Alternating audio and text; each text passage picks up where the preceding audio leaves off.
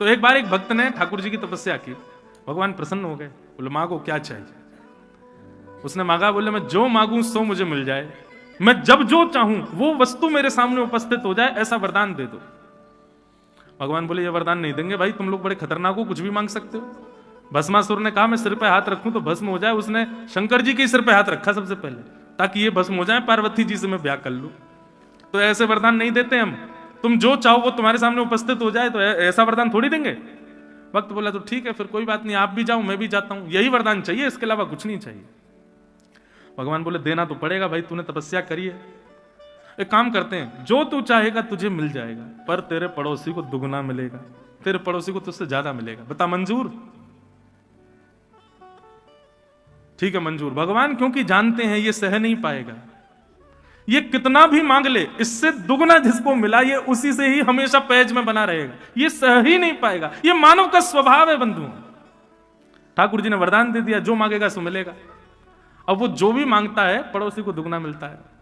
मेरा घर बन जाए, उसका एक बना पड़ोसी के दो, मुझे गाड़ी मिल जाए, एक आई उसके दो। बेचारा 4 भी मांगता है तो पड़ोसी को 8 मिलता है। हे ठाकुर जी मेरा सुंदर सी कन्या से ब्याह हो जाए, इसका एक हुआ, पड़ोसी के 2 हुए। और सुंदर मांगी तो उसकी तो परम सुंदर आई, सब चीज दुगनी। तो इस हद तक पहुंच गया कि जो भी करता हूं सब दुगना मिलता है, तो घाटे की वस्तु मांगूंगा तो मुझे घाटा 1 होगा, इसको दुगना होगा। चलो अब उल्टा करते हैं, ठाकुर जी मेरी एक गाड़ी का एक्सीडेंट हो जाए, उसकी 1 हुई उसकी 2 हो गई। मेरी पत्नी पधार जाए, इसकी तो 1 ही मरे, उसके दोनों मर जाएंगे। हे ठाकुर जी मेरी एक आंख फूट जाए, मैं तो 1 से ही अंधा होऊंगा, 1 से तो दिखेगा, उसके दोनों फूटेंगे। इसको कहते हैं मात्सर्य दोष। ये मात्सर्य दोष से रहित होना पड़ेगा। और एक बात बोलूं बंधुओं, आपका गंगा स्नान, आपकी तीर्थ यात्रा, आपका संत संग, आपका संत भोजन, ब्राह्मणों को दान, कथा सुनना, ये जितने भी पुण्य बताए गए हैं, इन सब पुण्यों का फल यही है कि आप मात्सर्य दोष से रहित हो जाओ। अगर मात्सर्य दोष हृदय से नहीं गया, आपके द्वारा की गई सब श्रम एव ही केवलम, सब श्रम है। बहुत बड़ी बात है, इसको समझ लीजिए। बस भक्ति में भी ये दोष आ जाता है बंधु। हम तो देखते हैं, अब किसी शहर में गए, वहां का एक व्यक्ति है वो हमसे थोड़ा प्रेमी है, हमने एयरपोर्ट से फोन कर दिया भैया हम आ रहे हैं, व्यवस्था रखना, तो उसने व्यवस्था कर ली। अब उसके यहाँ चले गए, उसके यहाँ हम रह रहे हैं। अब कोई और मिलने वहां आ जाए तो उस व्यक्ति को ये रहता है कि महाराज जी मेरे यहाँ आए, ये क्यों आ गया यहाँ पे, इसको ये प्रणाम क्यों कर रहा है, इसको महाराज जी। यह भी एक दोष है, भक्ति होने के बाद भी ये दोष नहीं जाता है तो समझो आपकी भक्ति व्यर्थ है। सब श्रेष्ठ हैं, सब गुणवान।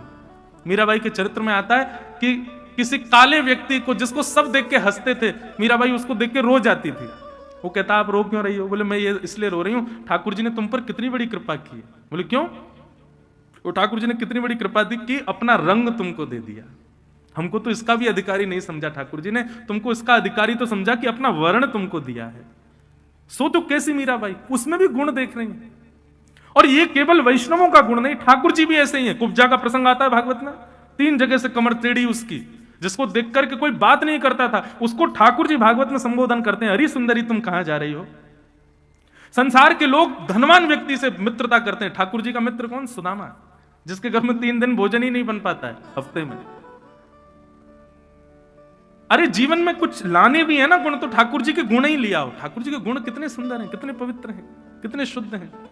भगवान मात्सर्य दोष से रहित है, ऐसा ही हमको भी होना चाहिए। तो मात्सर्य दोष से बचो।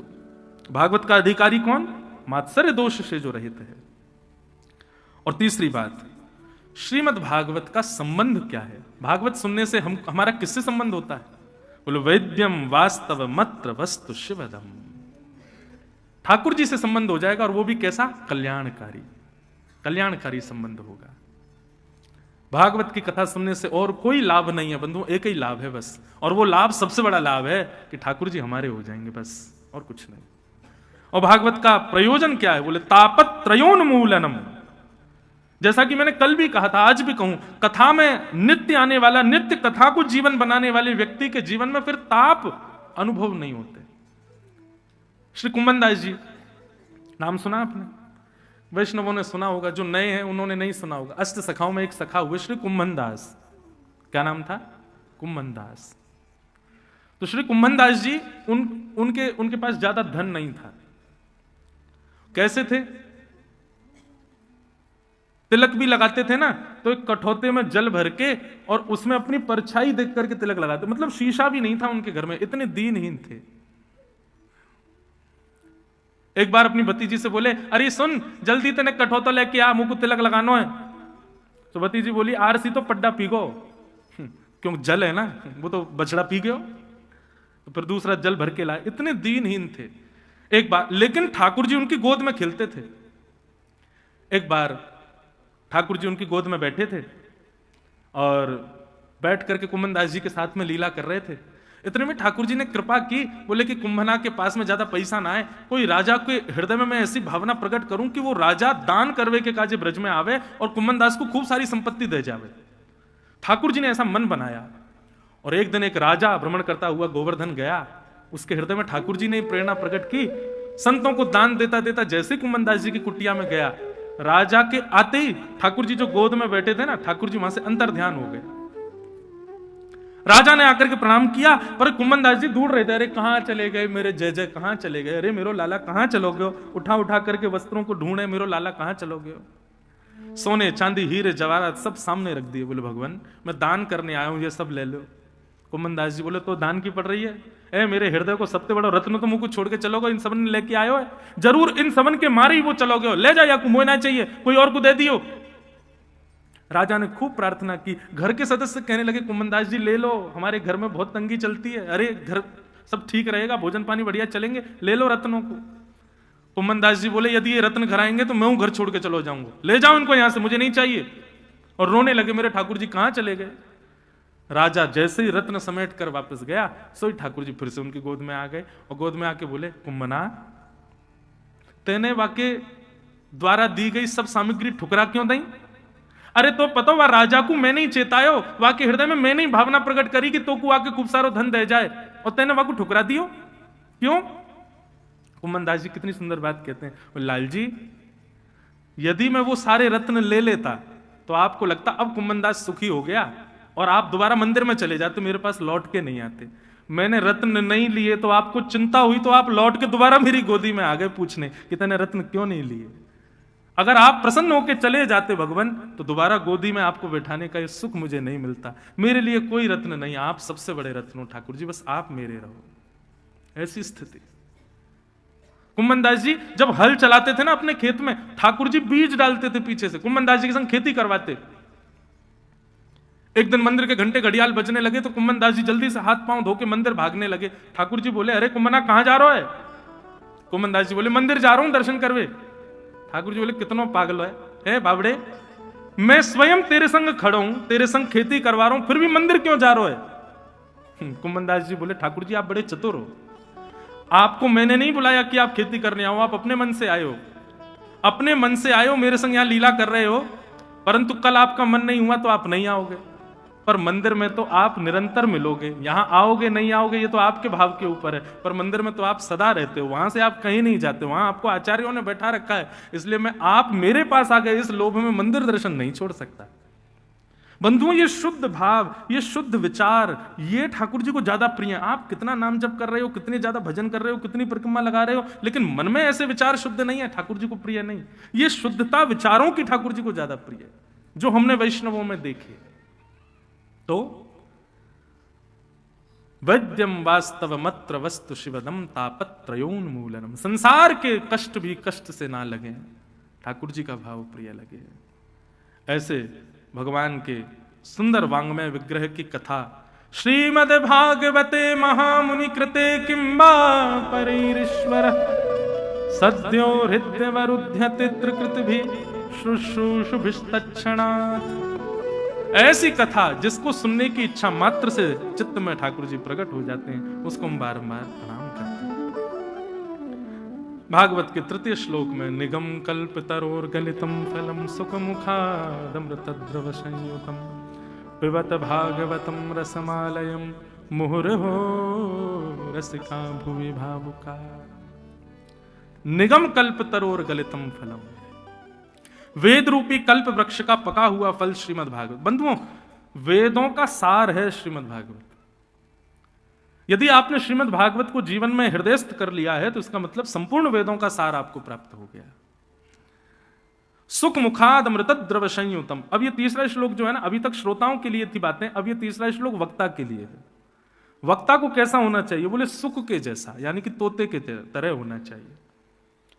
तोता क्या करता है? बोले फल में और मिठास कर देता है। श्रीमद् भागवत रूपी फल मीठा है, पर वक्ता को चाहिए और मीठा करके श्रोताओं को परोस दे, सुख की तरह। तीसरी बात, पिबत भागवतम रसमालयम मुहुरहो रसिका भुवि भावुका। बहुत बड़ी बात, श्रीमद् भागवत श्रवण का विषय नहीं है, श्रीमद् भागवत सुनने का विषय नहीं है, श्रीमद् भागवत पीने का विषय। पियो। आप कहोगे महाराज जी कछु भी बोल रहे हो, हैं मंच मिल गो तो बस जो मन में आ रही है बोल रहे हो, कथा सुनी जाती है, आप कह रहे हो पियो। अब ये पिए कैसे? हमसे नहीं, ठाकुर जी से पूछो। क्यों? जब सुनने के लिए कानों में यंत्र है तो ये बाहर दोने क्यों बनाए ठाकुर? ये दोना जैसे क्यों बना दिए? इनका क्या अभिप्राय? हमारे तन में हर अंग का एक ना एक अभिप्राय, पर इसका कोई अभिप्राय बताओ मुझे, इसका क्या अभिप्राय? इसका केवल दो अभिप्राय हैं, और वो दोनों अभिप्राय भी कोई सार्थक नहीं है, बस जबरदस्ती के हैं। पहला तो कुंडल पहन लो, और दूसरा चश्मा लग गया तो चश्मा टांग लो। तीसरा इसका कोई अभिप्राय नहीं। यदि ठाकुर जी ने ये नहीं बनाए होते तो जब हमारी आंख कमजोर हो जाती है तो चश्मा हमको यहाँ पे कील गड़वानी पड़ती है, उसमें चश्मा या फिर यूं ऐसे करके वो धागा सा कुछ होता है वो पीछे बांधना पड़ता, जे है तो चश्मा टंग जाता है। बाकी इनका कोई अभिप्राय है? श्रीमद् भागवत में इनका अभिप्राय बताया गया। क्या अभिप्राय है? बोले इनको क्या बोलते हैं? बोले श्रवण पुट। पुट मतलब होता है दोना। ये दोने की आकृति ठाकुर जी ने क्यों बनाई है? बोले भाई दोने में रसायन भर के पिया जाता है, खीर लेके खाई जाती है, कढ़ी रखी जाती है, कुछ ना कुछ पानी की वस्तु को दोने में रखा जाता है। अब इसमें आप घी आदि सब कुछ डालोगे तो ये बर्बाद हो जाएगा। तो फिर इस दोने का क्या काम है? बोले ये श्रवणपुट भगवान ने दिए, इसमें भैया श्रीमद् भागवत रूपी रस भर भर के पियो, इसलिए ये हमको प्राप्त हुए। इनका यही प्रयोजन है और कोई इनका कोई प्रयोजन नहीं है। श्रवणपुटेषु संवृतम। ये श्रवणपुट कथा सुननी नहीं है, सुनना है संसार की बातें सुनो, सुनना है व्यक्ति जो बाहर बोलते हैं वो सुनो। कथा तो पीने का विषय। पीने का मतलब क्या है? पीने का मतलब है पी हुई वस्तु तुरंत असर करती है। विष पी लो तुरंत असर होगा, मर जाओगे। मदिरा पी लो तुरंत असर होगा, नशा हो जाएगा। औषधि पी लो तुरंत असर होगा, रोग ठीक हो जाएगा। छाछ पी लो, दूध पी लो, कुछ भी पीने वाली वस्तु होती है वो तुरंत आपके शरीर को लगती है, असर दिखाती है। ठीक उसीलिए यहां पिबत शब्द का प्रयोग किया गया कि कथा तुरंत आपके शरीर को लगे और आपके जीवन पर असर डालने लगे तो समझो आपने कथा सुनी नहीं, पी है। आप सुन रहे हो तो जैसे हो वैसे ही बने रहोगे, लेकिन पी रहे हो तो निश्चित है असर आएगा, बदलाव निश्चित होगा। और बदलाव ही इस बात का प्रमाण है कथा सुनी नहीं, पी गई है। पिबत भागवतम रसमालयम मुहुरहो रसिका भुवि भावुका। भागवत पियो, पीने का विषय है। श्रीमद् भागवत पीनी है, पिबत भागवतम। तो इस प्रकार ये 3 मंगलाचरण किए गए। इन 3 मंगलाचरणों के बाद 6 प्रश्न सौनकादि ऋषियों ने किए, और इन 6 प्रश्नों के उत्तर में अब सूत जी यहां से प्रवचन करना प्रारंभ करते हैं और उससे पूर्व अपने गुरु को वंदन करते हैं। पूरी धनाश्री बहुत ध्यान से सुनिएगा। सूत जी कहते हैं, हे सौनकादि ऋषियों, आप लोगों ने जो प्रश्न किया है ना, मुनय साधु पृष्ठोयम भवद्भे लोक मंगलम यत्कृतः कृष्ण संप्रश्नो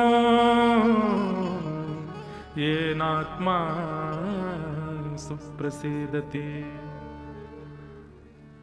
बहुत सुंदर बात है। उत्तर श्रेष्ठ देने वाला गुरु हो यह जरूरी नहीं, प्रश्नकर्ता का प्रश्न भी श्रेष्ठ होना चाहिए। कई बार लोगों को खुली इजाजत मिलती है कि प्रश्न करो, बड़े विचित्र प्रश्न करते हैं आजकल के लोग। प्रश्न कैसा होना चाहिए? पूछने वाले का भी कल्याण हो उत्तर देने वाले का भी कल्याण हो और बाकी के जो लोग बैठे हैं सुनने के लिए उनका भी कल्याण हो। प्रश्न सदैव ऐसा होना चाहिए।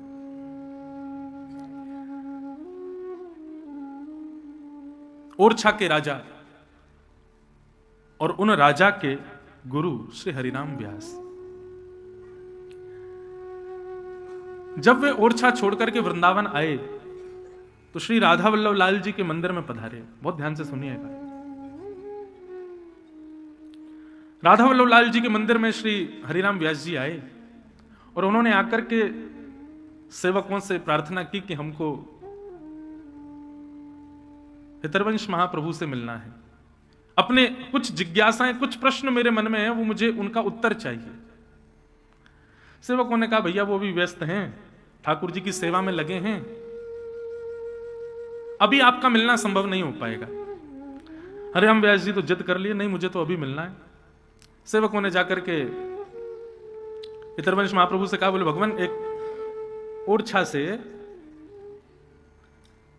हरिराम व्यास जी आए हैं और वो बहुत जिद कर रहे हैं आपसे मिलने की। हमने कहा कि महाराज जी अभी सेवा में हैं ठाकुर जी की, थोड़ी देर रुक जाओ, लेकिन मान नहीं रहे हैं। बोले मिलना है, मिलना है, अभी मिलना है। तो ठाकुर जी के लिए कुछ सामग्री भोजन की बना रहे थे हितरवंश महाप्रभु। इतने में ही उन्होंने कहा कि ठीक है लाओ, बुलाओ उनको यहीं पे, हम सामग्री सिद्ध करते करते उनसे बात करेंगे।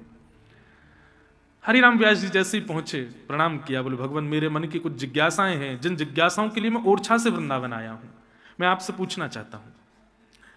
तो हरिवंश महाप्रभु बोले अभी मैं कुछ सामग्री बना रहा था, लेकिन आपके प्रश्न कुछ ज्यादा, आप इंतजार नहीं कर पाओगे, इसलिए आपको पहले उत्तर देना पड़ेगा। तो मैं एक काम करता हूं, सामग्री बाद में बनाऊंगा, पहले आपके प्रश्नों का उत्तर दे देता हूं। तो हरिराम व्यास जी बोले नहीं नहीं नहीं भगवान, मुझे आपकी सेवा में विक्षेप नहीं डालना, आप भोजन भी बनाते रहिए और मेरे प्रश्नों का उत्तर भी देते रहिए। बस इतना कहा था और इतने में ही महाप्रभु जी ने उत्तर दिया, बोले ये बात तुम इसलिए कह रहे हो क्योंकि तुमको लगता है भोजन बनाना हाथ का धर्म है। हां, भोजन बनाना हाथ का धर्म है, लेकिन ठाकुर जी की सेवा के लिए प्रसाद बनाना यह हृदय का धर्म है, यह हाथ का धर्म नहीं है। और यदि हृदय मेरा प्रसाद बना रहा है तो मैं तुम्हारे संशय का उत्तर कैसे दे पाऊंगा? मेरी मन बुद्धि ये प्रसाद बना रही है, मेरे हाथ प्रसाद नहीं बना रहे। संसार के व्यक्ति के लिए जब भोजन बनाया जाता है,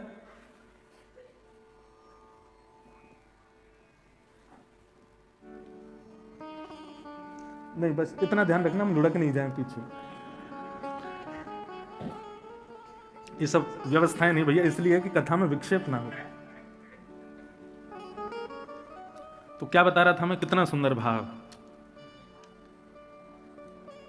कथा सुनाना मुंह का धर्म नहीं है ना, हृदय का। हृदय पीछे चला गया था अभी मेरा।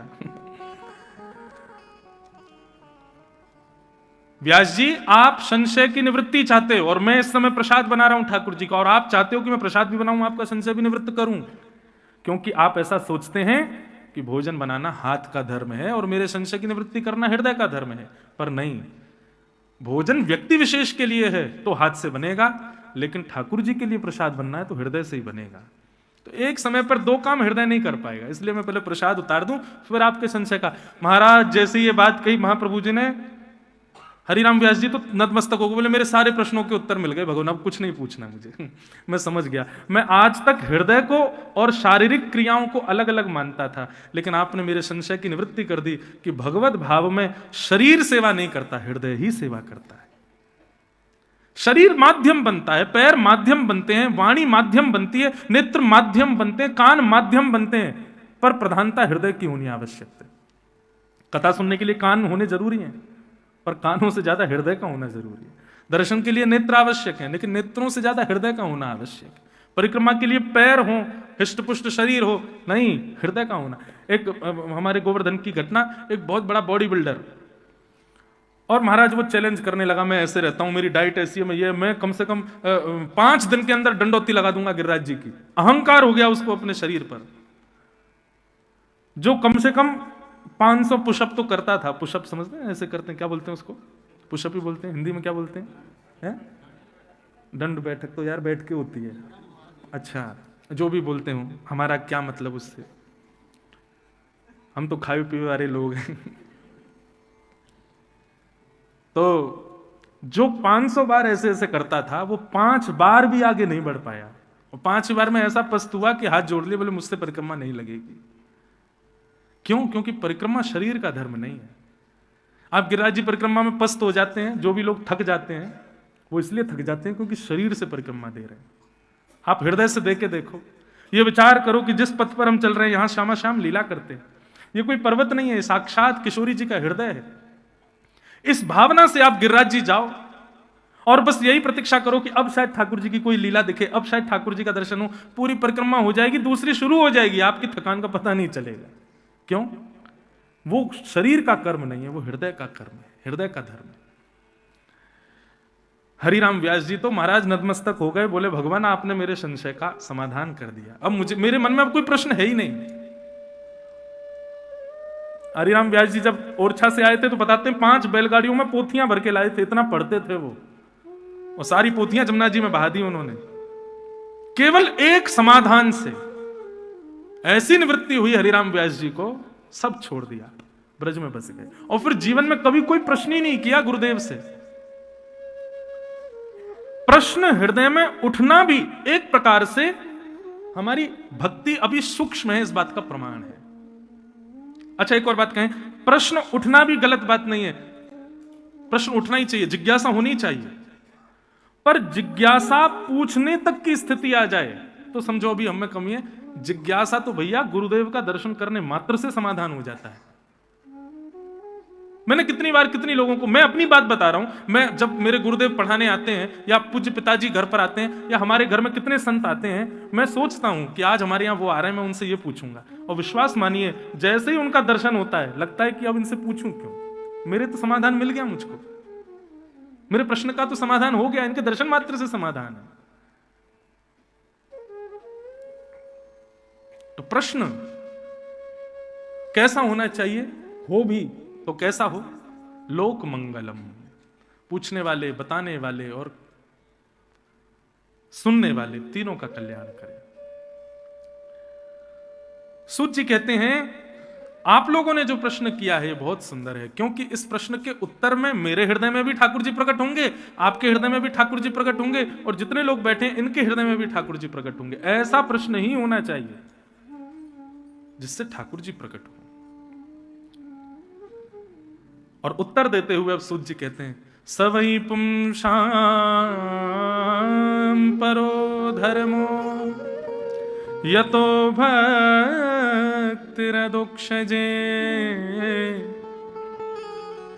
अहैतुक्य प्रतिहता ययात्मा संप्रसीदति।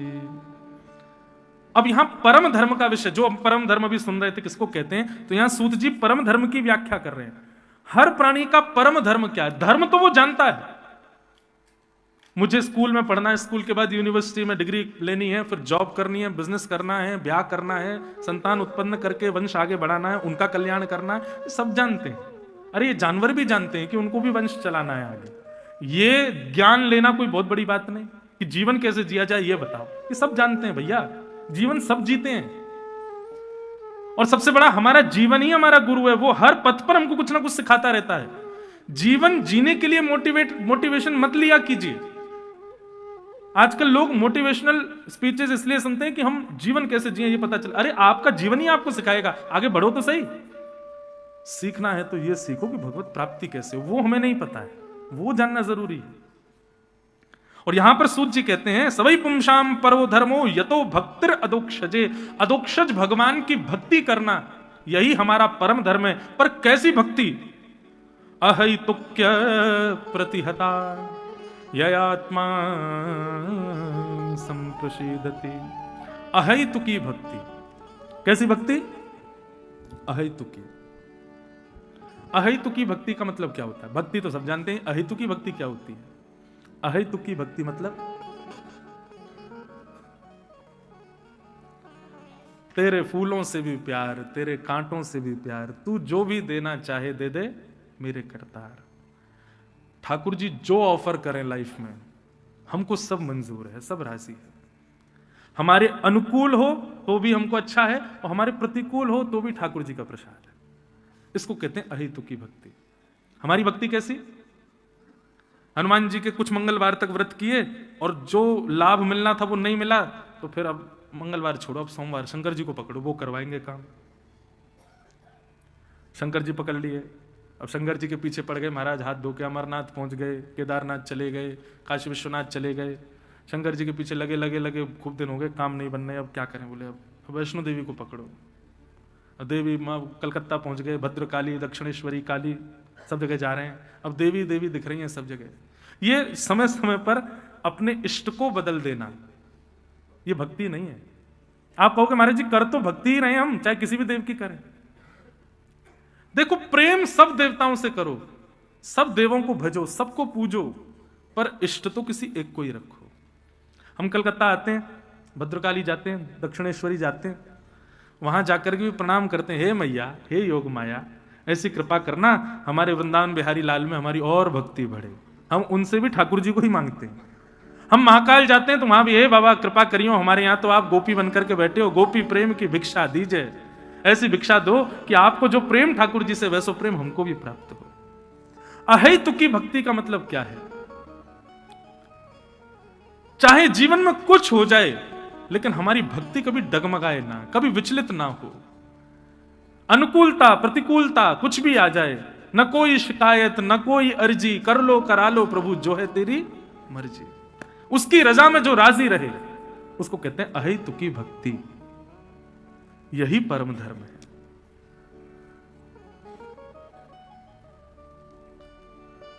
एक व्यक्ति बोला मैं कभी वृंदावन नहीं आऊंगा। मैंने क्यों? मैं दर्शन करने गया था तो वहां एक ने मुझे कोहनी मार दी थी, और तब से जो है मुझको बड़ा बुरा लगता है। वहां के ब्रजवासी जो है बड़े अल्लड़पने से बोलते हैं, उन्होंने मुझे धक्का दे दिया था और ऐसे ऐसे बोला था और ये कर दिया था।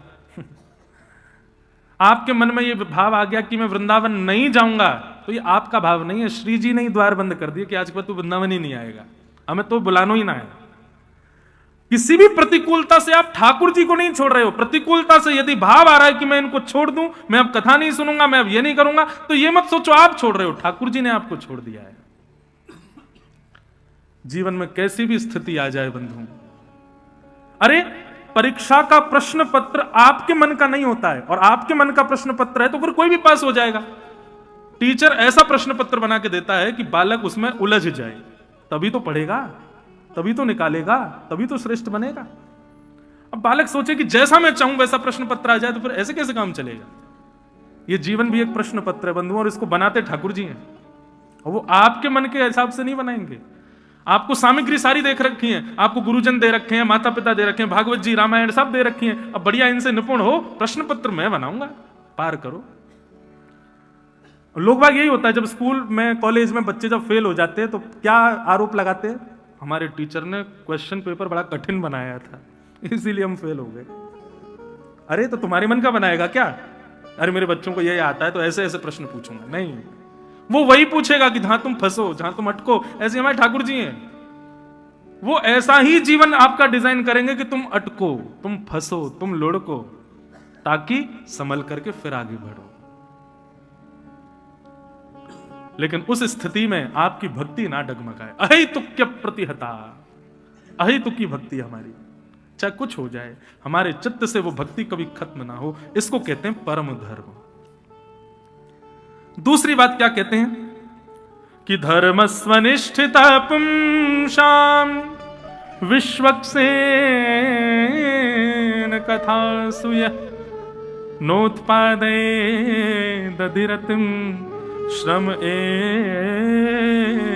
वही केवल। बहुत सुंदर बात। आपने जितने भी सत्कर्म अपने जीवन में किए हैं, जितनी भी तीर्थ यात्राएं करी हैं, जितने भी नदियों में स्नान किए, जितने भी पुण्य किए, इन सबका पुण्य आपको मिल चुका है। इसका प्रमाण क्या है? आप कितनी बार बद्रीनाथ हुआ है? बोले महाराज 10 बार हुआ है। आप इतनी बार गंगा जी हुआ है, इतनी बार वृंदावन हुआ है, इतने ब्राह्मणों को आपने दक्षिणा दे दी, इतने संतों का आपने सम्मान कर दिया, इतने गरीब कन्याओं का ब्याह कर दिया, इतने गरीब बालकों को विद्यालय भेज दिया। ये सब जो आपकी क्रियाएं हैं सत्कर्म की, ये ठाकुर जी ने स्वीकार करी हैं। इसका प्रमाण क्या है? आपने तो कर दी, पर ठाकुर जी ने वो स्वीकार करी है कि नहीं, इसका प्रमाण क्या है? बहुत सुंदर बात है। बोले नोत्पादय दतिरतिम श्रम एव ही विश्वक्सेन कथा सुय। यहाँ कहते हैं कि आप कितनी भी तीर्थ यात्रा कर लो, कितना भी सत्कर्म कर लो, कितना भी पुण्य अपने जीवन में कर लो, लेकिन वो पुण्य ठाकुर जी ने स्वीकार किया है, आपके द्वारा की गई भक्ति पूजा ये सब ठाकुर जी ने एक्सेप्ट की हैं। इसका प्रमाण यदि आपको चाहिए तो किसी कथा में जाइए और कथा में जाके बैठिए, 3 घंटे 3.5 4 घंटे का पता ना चले, देह बिल्कुल अभिमान शून्य हो जाए, कथा में रति हो जाए, कथा में मन लग जाए, कथा में आनंद आने लग जाए। 7 बजते ही जैसे आरती हो तो आपको लगे अरे इतनी जल्दी कथा पूरी कैसे हो गई, अब दोबारा कल की कथा कब शुरू होगी। यदि ऐसी स्थिति आपके मन में आ रही है तो समझो आपके द्वारा किए गए सारे सत्कर्म ठाकुर जी ने स्वीकार किए और कथा में बैठे हैं।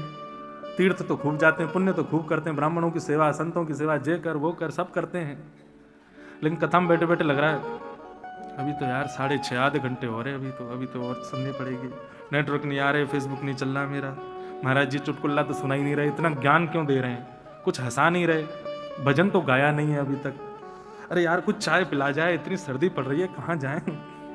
ऐसी भावना आपकी कथा में बैठ करके आ रही है तो निश्चित है कि आपने जो कुछ भी किया है, जितने भी सत्कर्म आदियों को जिनको आप सत्कर्मों में गिनते हो, वो सब केवल और केवल आडंबर था, वो श्रेष्ठ नहीं। ये बात इसलिए नहीं कहना कि मैं कथा वक्ता हूं तो ये महाराज जी कथा की प्रशंसा बढ़ा रहे हैं, नहीं, स्पष्ट है विश्वक्सेन कथा सुयः, कथा में मन लगना ये भगवत एक्सेप्टेंस का प्रतीक है।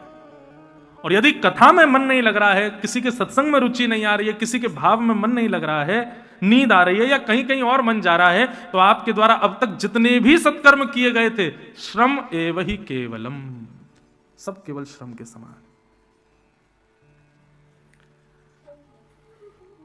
सब केवल श्रम है।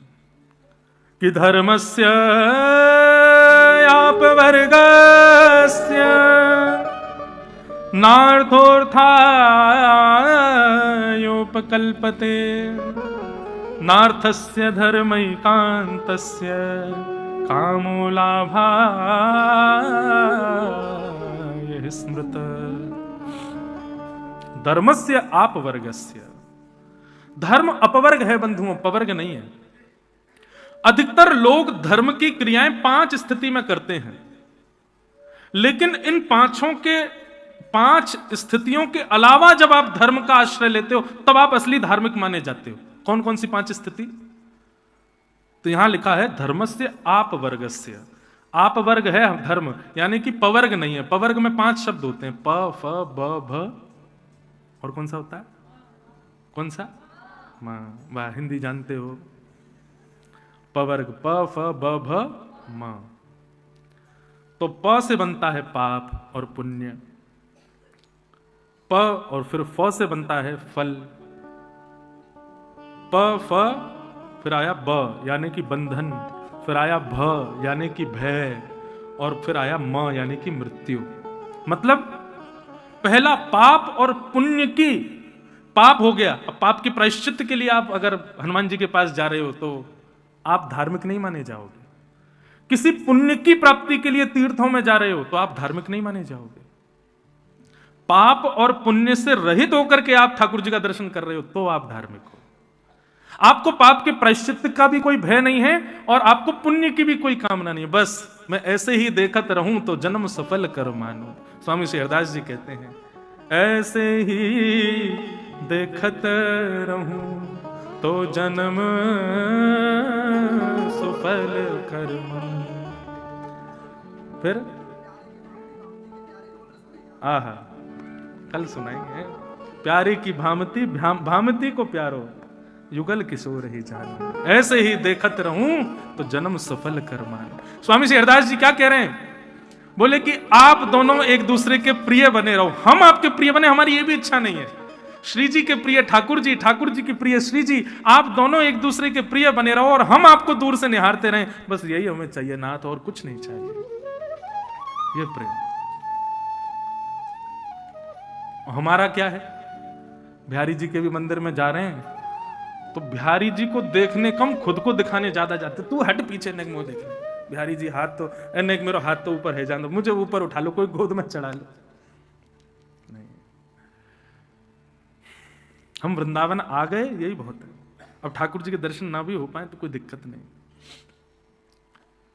ऐसे ही देखत रहूं तो जन्म सुफल कर मानो। अरे होली के समय तो महाराज बिहारी जी के आगे एक झीनी चादर बांधनी पड़ती है। क्यों? लोग बाग फूल माला दूर से फेंक देते हैं ठाकुर जी के ऊपर। क्यों? जब तक माला हमारी चरणन में नहीं पहुंचेगी तब तक हमारी अटेंडेंस ही नहीं लगेगी, यहाँ पर हमारा पुण्य ही नहीं होगा। उनको मंदिर में हम आ गए ठाकुर जी, इससे फर्क नहीं है, मेरा प्रसाद ऊपर पहुंच जाए, मेरी माला पहुंच जाए। और तो क्या बताएं, कई बार तो लोग सिक्के के भी फेंक देते हैं, ठाकुर जी में जाके लग जाए वैसे कोई दिक्कत नहीं। मैं काशी विश्वनाथ गया दर्शन करने, तथाती बनारस में मंगला के दर्शन किए। भैया मंगला होती है 2:30 बजे, 2:30-3 बजे सुबह। विश्वनाथ भगवान की ऐसी अद्भुत मंगला का दर्शन किया, आगे बैठ करके दर्शन हो गया। अब दर्शन के बाद सामान्य दर्शनार्थियों के लिए द्वार खुलता है और लंबी लाइन लगी थी महाराज। तो लाइन इतनी लंबी थी कि गेट खुलते ही इतने लोग घुस गए कि मैं पीछे रह गया। मैंने कोई नहीं, पीछे से हम कर लेंगे। अब मुझसे पहले 10-15-20 लोग भीतर चले गए। जैसे ही मैं भीतर गया महाराज, तो शंकर जी तो दिखे नहीं, डिस्पोजल गिलास भरे पड़े थे।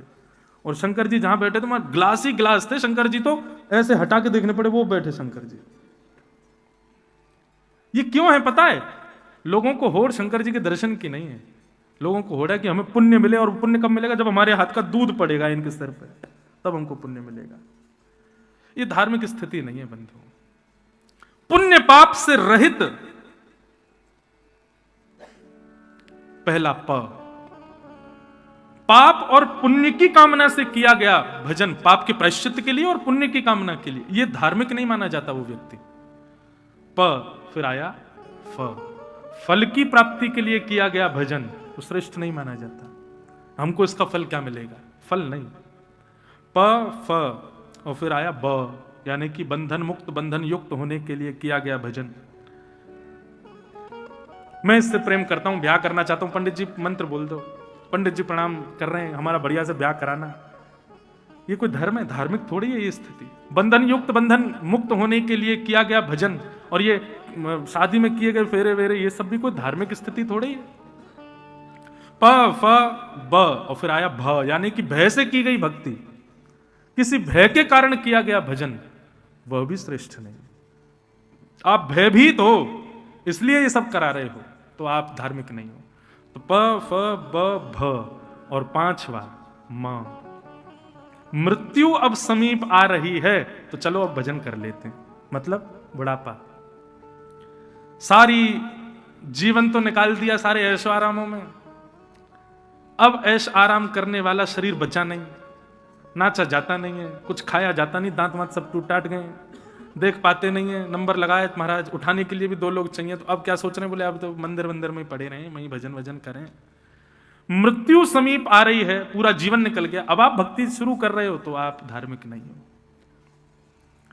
प फ ब भ म, इन 5 स्थानों से रहित होकर के व्यक्ति जब धर्म करता है, जब भजन करता है, जब नाम जप करता है, जब कथा सुनता है, तो वो धार्मिक माना जाता है। पाप रहित, फल रहित, भय रहित, मुक्ति रहित और मृत्यु के भय से ना होकर के। सबसे बढ़िया, यहां कोई वृद्ध लोग जो बैठे हैं वो बुरा नहीं मान जाना, महाराज जी ऐसे क्यों कह रहे हैं कि भैया बुढ़ापे में भक्ति, ठाकुर बुढ़ापे में भक्ति करना आपके लिए, उससे ठाकुर जी परेशान। ठाकुर जी को वो बुरे लगते हैं जब शरीर बलवान था, जब शरीर सब कुछ करने में सक्षम था, तब इन्होंने भजन नहीं किया। जब जीव में सारे स्वाद आते थे, दांत हर वस्तु को खा जाते थे, तब तो इन्होंने दुनिया भर की चीजें खाई।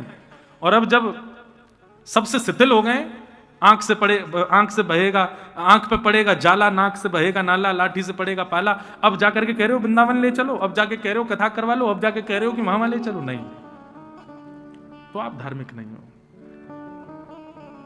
सर्व योग्य जब थे तब मेरा भजन करते। इसीलिए श्रीमद् भागवत में प्रहलाद जी महाराज कहते हैं, भक्ति करने की सबसे अच्छी आयु कौन सी है, सबसे अच्छी अवस्था कौन सी है? तब प्रहलाद जी कहते हैं, कौमाराचरे प्राज्ञो धर्मान भागवतान इह। वैसे तो बोलते हैं कि जन्म से ही बालक में ऐसे लक्षण लाओ कि वो भजन करे, लेकिन फिर भी अगर समय निकल गया, बाल अवस्था निकल गई, तो कम से कम कुमार अवस्था, यानी कि प्राप्ते तो 16 वर्ष, 15-16 वर्ष की आयु में बालक से अब उसको भजन करना चाहिए, अब उसको ठाकुर जी की भक्ति। लेकिन आजकल 15-16 भी बहुत ज्यादा है भैया। हम लोग, आप लोग जो यहाँ बैठे हो बड़े बड़े थोड़े, 15-16 आयु में हम लोगों को कुछ पता ही नहीं था। आज 8 साल का बालक इतना जानता है, सोच के लगता है कि भैया क्या होगा, कलयुग भयानक होने निश्चित। एक बार मैंने कहीं ऐड देखा था कि बालक माँ के गर्भ से निकलती फोन के लिए रोने लगा। और ये हो ही जाएगा घनघोर कलिकाल में। जैसे आज बालक जन्म लेते ही माँ का दुग्ध पान करता है, घनघोर कलिकाल में जन्म लेते ही बालक को फोन देना ही पड़ेगा, वो तभी शांत होगा। कभी कभी मुझे लगता है कि कलयुग में भगवान कल की पधारेंगे। राक्षस कौन है? जय है राक्षस, इसी को ही मारने आएंगे। राक्षस कौन? जो ठाकुर जी से व्यक्ति को विमुख करता है, वो राक्षस। हिरण्यकश्यप ने क्या किया? सबको ठाकुर जी के भजन से दूर करता था। रावण ने क्या किया? कहीं भी मठ मंदिर नहीं बनने चाहिए, हवन यज्ञ नहीं होना चाहिए, कोई भी भजन नहीं करेगा, करता था तो उसके सर धर से अलग कर देता था। कंस ने क्या किया? कंस ने भी यही किया, और यही आज के जमाने में ये कर रहा है। और देखो, हर युग में 2 राक्षस हुए। सतयुग में हिरण्यकश्यप हिरण्याक्ष, त्रेता में रावण कुंभकर्ण, द्वापर में शिशुपाल दंतवक्र, और कलयुग में फोन और इंटरनेट। ये 2 ही राक्षस हैं, और यही इन्हीं को ही मारने आएंगे कल की भगवान, इसी को ही नष्ट करने आएंगे, क्योंकि यही हमको भगवत विमुख कर रहा है। तो इसलिए भैया इन 5 बातों का ध्यान रखो। पाप, फल, बंधन, भय और मृत्यु, इन 5 से रहित होकर के जो भजन करता है, ठाकुर जी कहते हैं वो वैष्णव है, वो वैष्णव है। तो धर्मस्य आपवर्गस्य नार्थोर्थायोपकल्पते, नार्थस्य धर्मैकान्तस्य कामो लाभः स्मृत। इस प्रकार सूत जी महाराज प्रवचन कर रहे थे। आहा, बहुत सुंदर बात कहते हैं। बोले क्या? शृण्वतां स्वकथां कृष्ण पुण्यतीर्थ निवेवनात्। कितनी सुंदर बात। सूत जी कह रहे हैं, बोले भैया कथा सुनना केवल एक किसी व्यक्ति का प्रवचन सुनने के समान नहीं है। बोले शृण्वताम स्वकथाम कृष्ण पुण्य श्रवण कीर्तन। किसी कथा को सुनना एक प्रकार से संपूर्ण तीर्थों के भ्रमण के समान माना जाता है।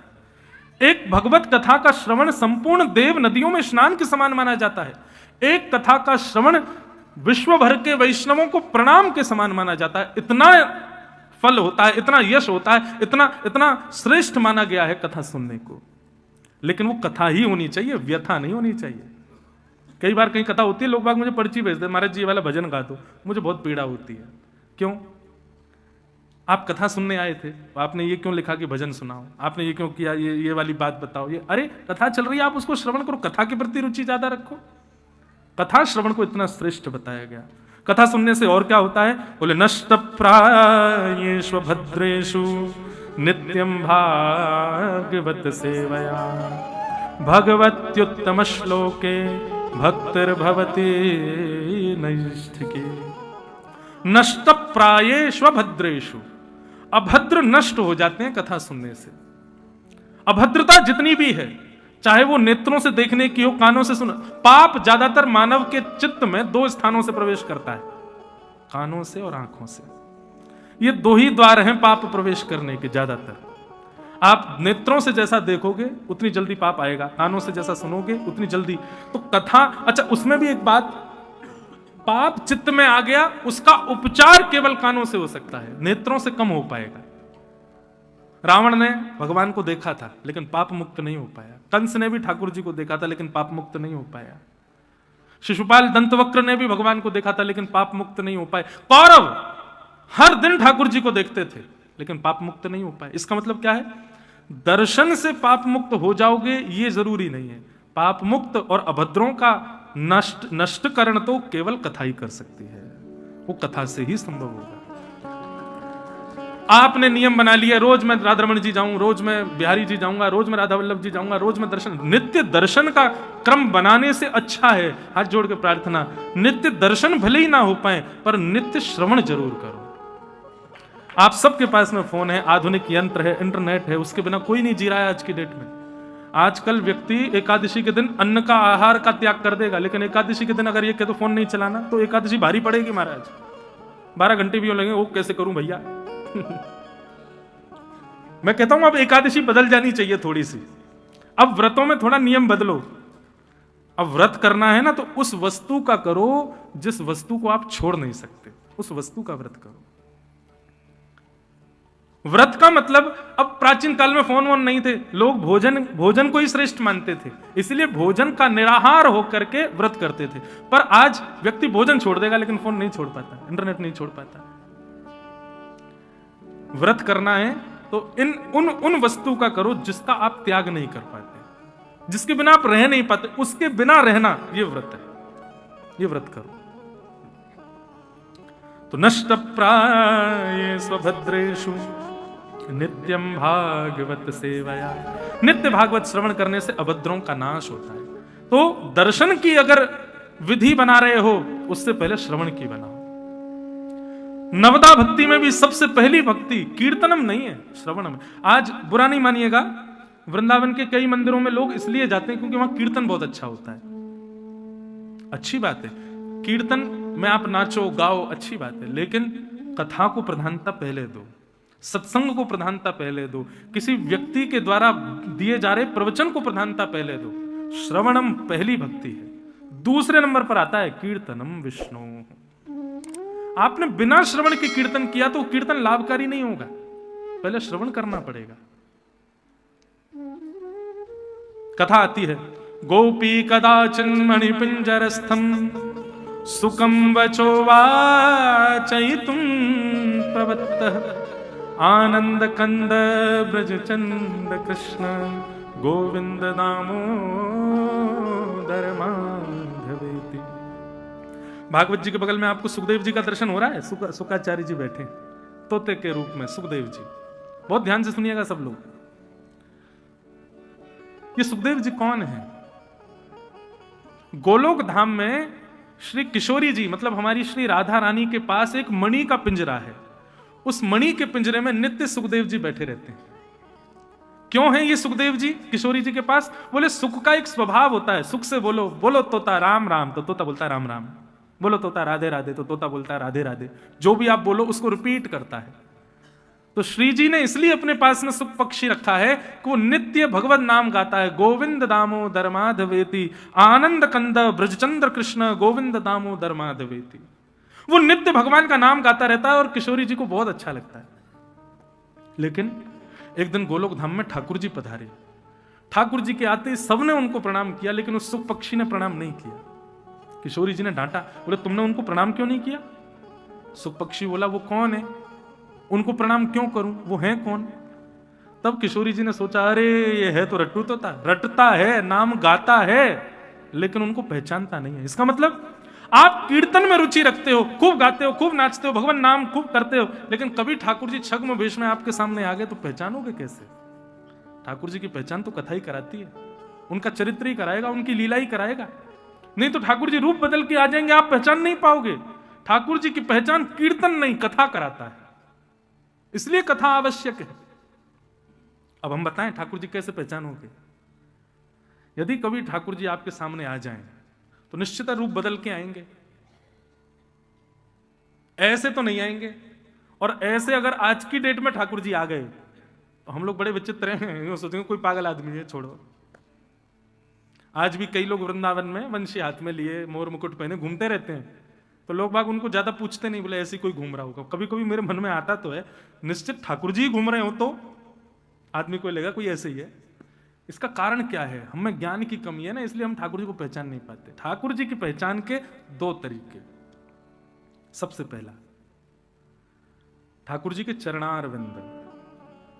ठाकुर जी कितने भी रूप बदल लें, लेकिन उनके श्री चरण कभी नहीं बदलते। इसीलिए हमारे हिंदू वैदिक सनातन धर्म में सबको प्रणाम करो, चरणों में प्रणाम करो। क्यों? क्योंकि कभी ठाकुर जी यदि आ गए, चरणों से आप पहचान जाओगे कि ये ठाकुर जी है। आप कहोगे क्या प्रमाण कि ठाकुर जी के चरणों से हम पहचान जाएंगे? आप उनके पूरे अंग को देख करके अपने नेत्र हटा सकते हो, लेकिन ठाकुर जी कभी सामने आएंगे, आपने उनके अगर चरण देख लिए तो आपके नेत्र हट नहीं पाएंगे, स्थिर हो जाएंगे, वो चरणों को ही देखेंगे। और ये बात मैं नहीं कह रहा हूं, कोई मनगढ़ंत बात नहीं है। श्रीमद् भागवत में देवहूति माता ने भगवान से पूछा कि आपके दर्शन में सबसे पहले किस अंग का दर्शन व्यक्ति को करना चाहिए, तब स्वयं भगवान कपिल कहते हैं संचिंतयेत भगवतश् चरणारविंदम, मां सबसे पहले मेरे चरणों को देखो। तो ठाकुर जी कभी रूप बदल के आएंगे तो कैसे पता चलेगा? चरणों से। आप जैसे ही चरण देखोगे नेत्र सजल हो जाएंगे। किसी के चरण देख के नेत्र सजल नहीं होते, लेकिन ठाकुर जी के चरण देखते ही नेत्र सजल हो जाएंगे, नेत्रों में आंसू आ जाएंगे। दूसरी बात, कैसे हैं ठाकुर जी के चरण? बोले संचिंतयेत भगवतश् चरणारविंदम वज्रांकुशध्वज सरोरुहलांचनाड्यम, एक अद्भुत प्रकाश जैसा होगा उन चरणों में, जो आपके हृदय के अज्ञान को नष्ट कर रहा होगा, बिना प्रश्न किए हुए समाधान मिल रहा होगा केवल चरणों को देखने मात्र से। बस उसी समय पकड़ लेना उनको, चाहे वो कैसे भी रूप में हो, बस समझ जाना ये ठाकुर जी हैं, या तो ठाकुर जी हैं या ठाकुर जी का ही कोई अंश है। अब ये प्रमाण कीर्तन में तो नहीं मिला ना, कथा में मिलता है। इसीलिए फिर किशोरी जी ने उस सुख पक्षी को आज्ञा की कि तुम कीर्तन तो बहुत कर चुके हो, लेकिन तुम्हारे अभी जीवन में ठाकुर जी का परिचय नहीं है, अब कथा का आश्रय लो। तब सुखदेव जी पृथ्वी पर आए, व्यास जी की पत्नी के गर्भ से जन्म लिया और वेद व्यास जी से भागवत का अध्ययन करके भागवत के सर्वश्रेष्ठ वक्ता बने श्री सुखदेव जी महाराज।